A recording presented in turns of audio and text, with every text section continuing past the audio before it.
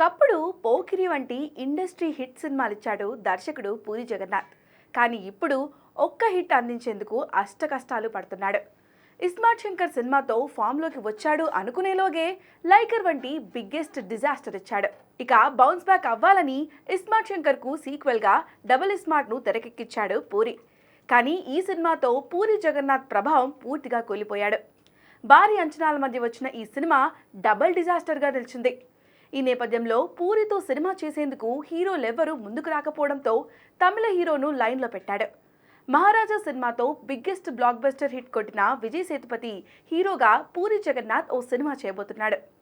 ఈ సినిమాకు బెగ్గర్ అనే వర్కింగ్ టైటిల్ పరిశీలనలో ఉంది. అయితే గత కొన్నాళ్లుగా పూరి సినిమాలన్నీ ఆయన సొంత బ్యానర్ పూరి కనెక్ట్స్ పైనే చార్మి నిర్మాతగా నిర్మించేవారు. అయితే ఇప్పుడు పూరి డైరెక్ట్ చేయబోతున్న బెగ్గర్ సినిమాను పూరి కనెక్ట్స్ పై చేయట్లేదని సమాచారం. ఈ సినిమాను ప్రముఖ నిర్మాణ సంస్థ కేవిఎన్ ప్రొడక్షన్ సంస్థ నిర్మిస్తుంది. పూరి జగన్నాథ్ చెప్పిన కథ నచ్చడంతో కేవిఎన్ భారీ బడ్జెట్తో ఈ సినిమాను నిర్మిస్తుంది. దళపతి విజయ్ నటిస్తున్న జనయాగన్ కూడా ఈ సంస్థే నిర్మిస్తుంది. ఇప్పుడు పూరి సేతుపతి సినిమాను నిర్మించనుంది. మరి ఈ సినిమాను పూరి ఎలా ప్లాన్ చేస్తున్నాడో చూడాలి.